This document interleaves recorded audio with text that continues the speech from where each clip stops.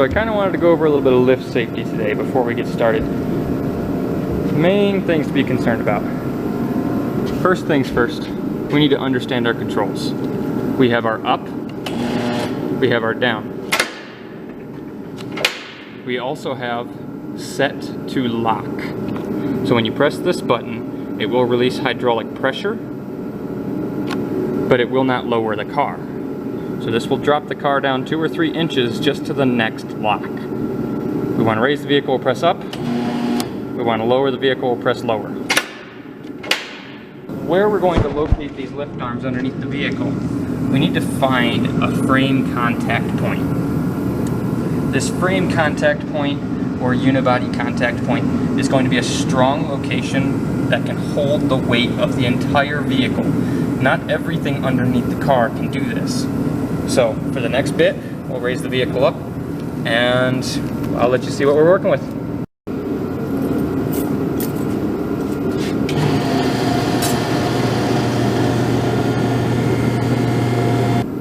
This lift point is very commonly used.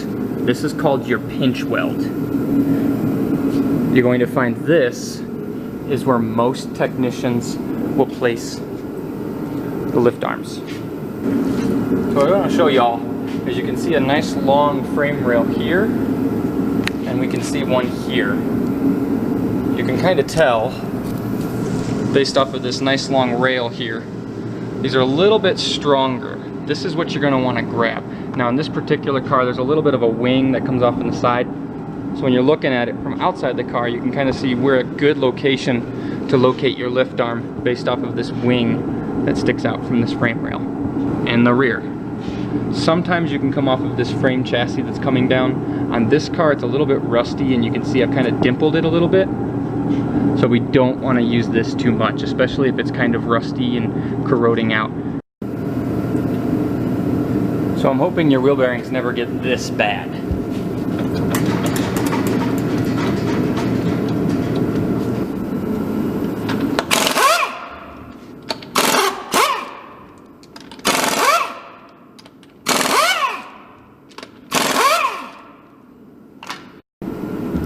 So before I get too far here, I'm going to have to remove my brake caliper in order to remove my brake rotor. Once I get my brake rotor off, you will be able to see the wheel hub and what the problem is on this assembly. This is a parking brake assembly that's attached to the caliper. It's got a lever system. So this might take me a little bit. I'm going to do it off camera. So I'll be back in a minute. I was not expecting this.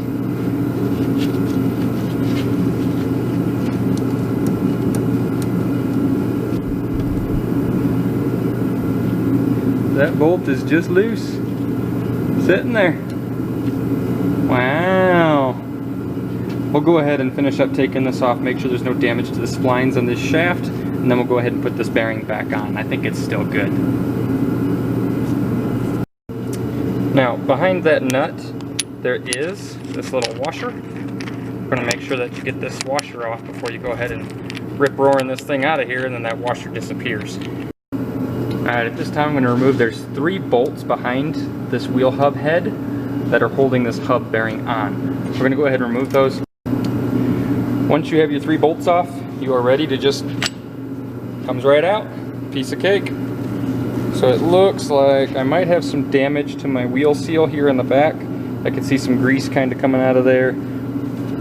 Splines look okay, everything looks good in there. I'm not seeing any damage to my my surfaces. Everything looks good. I got an O-ring installed and it looks good still. This may be a-okay for reassembly.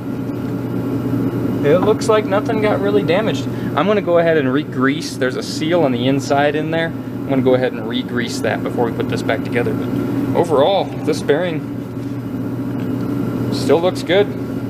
Still nice and tight, rolls nice and smooth.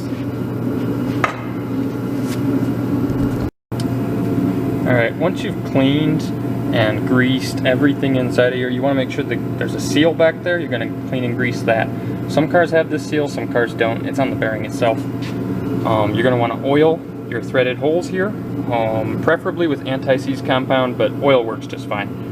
Make sure your splines are greased. This threaded portion here, you want to make sure this is cleaned and greased. I'll come over here. I'm going to make sure I got oil on my bolts. Anti-seize is preferred, but engine oil works just fine. Make sure that your washer, axle nut, all prepped and ready to go. We have our bearing here. It is cleaned. I have cleaned and greased the O-ring.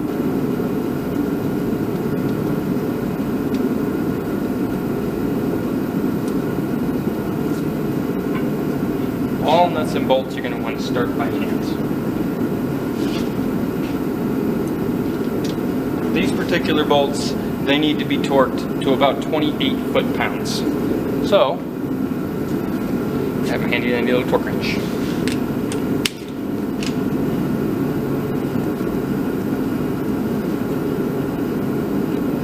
I feel like 28.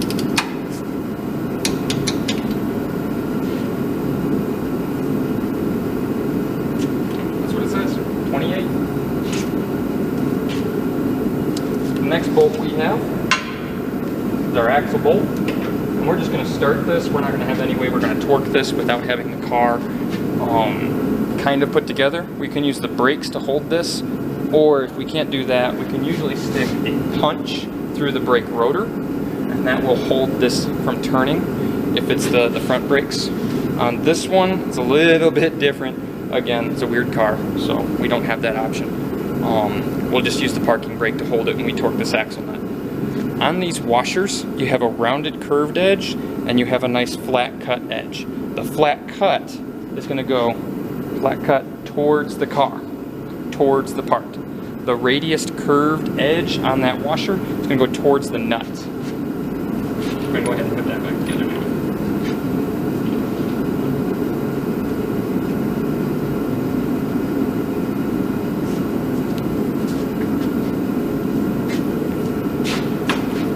This one gets torqued to 85 foot-pounds on this car.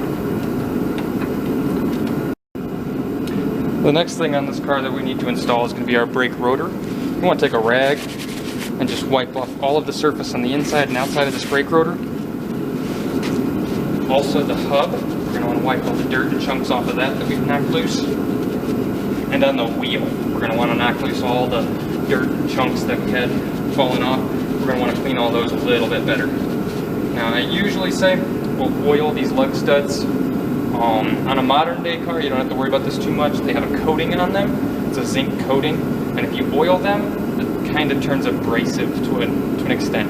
After a couple 100,000 miles, that stuff wears off and you'll need some oil. But this car is pretty old. It needs oil anyway. We're going to go ahead and get that back together and we'll be all good.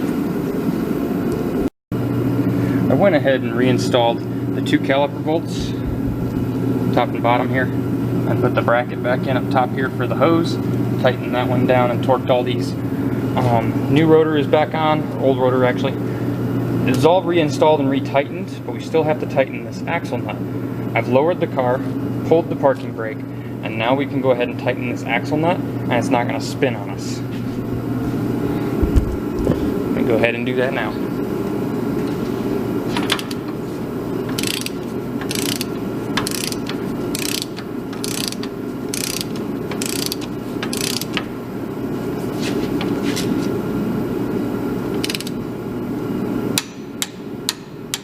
That's it.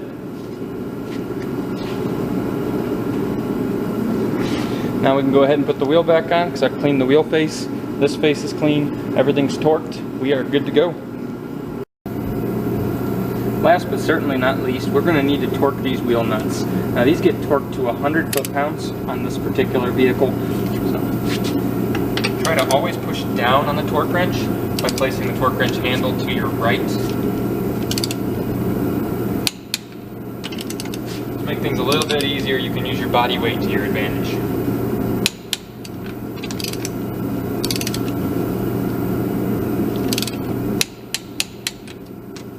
And if you get any that are really stiff, vehicles that take like 100, 140, even 160, and you just start losing muscle, some mechanics will just